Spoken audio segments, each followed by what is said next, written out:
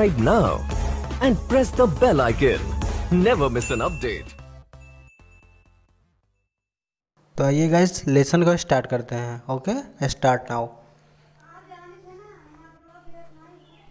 Guys बहुत सारे बच्चों ने कमेंट किया कि सिंटेक्स क्या होता है सर, बेसिक से पढ़ा है, जो आपने सीरीज़ दी वो एडवांस है। तो मैंने कहा कि क्यों ना आप लोगों को जो है बेसिक से समझा दिया जाए। तो इसी वजह से आइए सिंटेक्स को जानते हैं।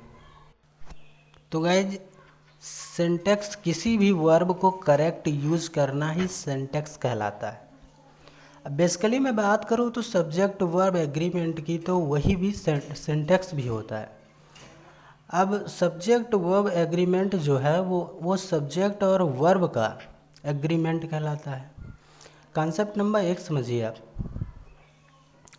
Syntax is that branch of English language in which we study the art of using correct verb. किसी भी वर्ब को करेक्ट यूज करना ही सिंटेक्स कहलाता है। ओके, तो पहला एग्जांपल आप देखेंगे कि यदि आपका सब्जेक्ट जो है सिंगुलर है तो वर्ब भी सिंगुलर ही होगा, राइट। और दूसरा, यदि आपका सब्जेक्ट जो है वो प्लूरल है तो आने वाला वर्ब भी जो है प्लूरल ही होगा। क्लियर। अब जैसे हमने कहा कि एग्जाम्पल आप देखिए, द टीचर इज टीचिंग। अब देखो टीचर आपका क्या है, सिंगुलर है, तो इज क्या लिया हमने, सिंगुलर ही लिया। और दूसरा, स्टूडेंट आर रीडिंग, दूसरा क्या लिया हमने, स्टूडेंट, आपका प्लूरल है, तो वर्ब क्या लिया हमने बेटा, वर्ब भी आपका प्लूरल ही होगा। अब किताबों में इसको SSPP फार्मूला भी कहते हैं। टॉपिक सीख लो, बस आप जो है कापी कलम लेकर बैठो ना। हाँ, आप कापी कलम निकाल के बैठो और कॉन्सेप्ट 2 जो है समझने का प्रयास करते हैं कि जब किसी नाउन को, आप देख रहे हैं ना, नाउन, जब किसी नाउन को जो है एंड से जोड़ते हैं तो आने वाला वर्ब क्या होता है, क्या होता है बेटा, प्लूरल। बिल्कुल बेसिक से मैं आपको सिखाने का प्रयास कर रहा हूँ कि आपको कोई दिक्कत और शिकायत का मौका ना मिले, ठीक है। तो ना, जब किसी दो नाउन को एंड से जोड़ते हैं तो आने वाला वर्ब क्या होता है, प्लूरल। जैसे एग्जाम्पल की बात करें, the boy and the girl are going to market.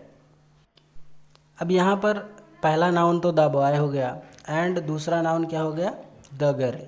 अब इसको मैंने एंड से जोड़ा तो इसका आने वाला वर्ब क्या लिया, आर, जो कि प्लूरल है, गोइंग टू मार्केट, बाजार जा रहे हैं, ठीक है। अब तीसरे कंसेप्ट की बात करेंगे कि वहाँ पे तो था कि जब दो नाउन को एंड से जोड़ते हैं तो आने वाला वर्ब प्लूरल होता है। अब तीसरे कॉन्सेप्ट में जब कोई दो नाउन को एंड से जोड़ते हैं तो आने वाला वर्ब क्या हो जाता है,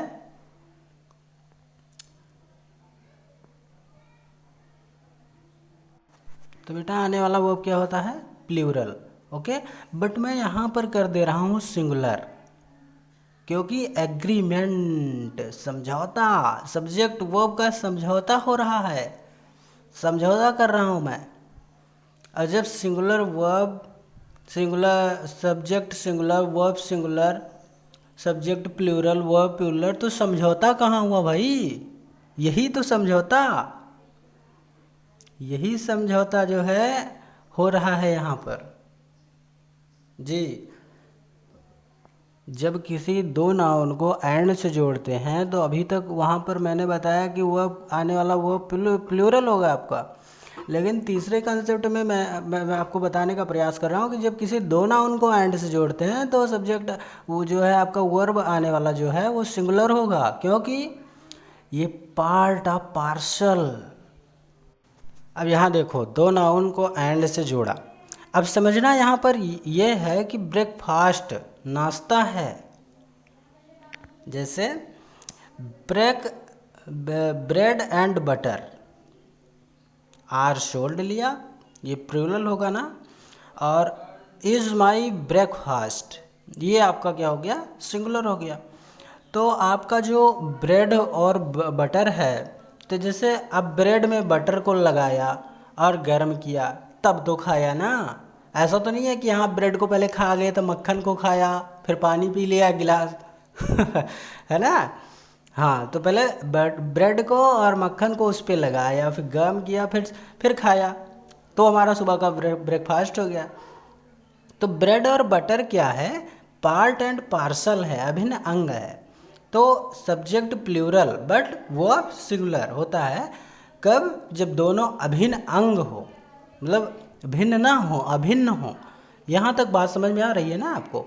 हाँ तो देखिए यहाँ पर अब जैसे bread and butter are sold, ये तो प्लूरल हो जाएगा भाई, क्योंकि ये अभिन्न अंग है तो प्लूरल तो गलत होगा ना। तो is my breakfast, bread and butter is my breakfast, ये आपका सही हो जाएगा। ओके अब कॉन्सेप्ट 4 की बात करें कि each boy and each girl is लिया और आर भी लिया, मतलब सिंगुलर वर्ब लिया एंड प्लूरल वर्ब भी लिया, गोइंग दियर। ओके तो आपका क्या सही हो जाएगा इसमें। चौथे कंसेप्ट की बात हम करें तो आप बताओ कि इन तीनों एग्जाम्पल में से कौन सा सही होगा।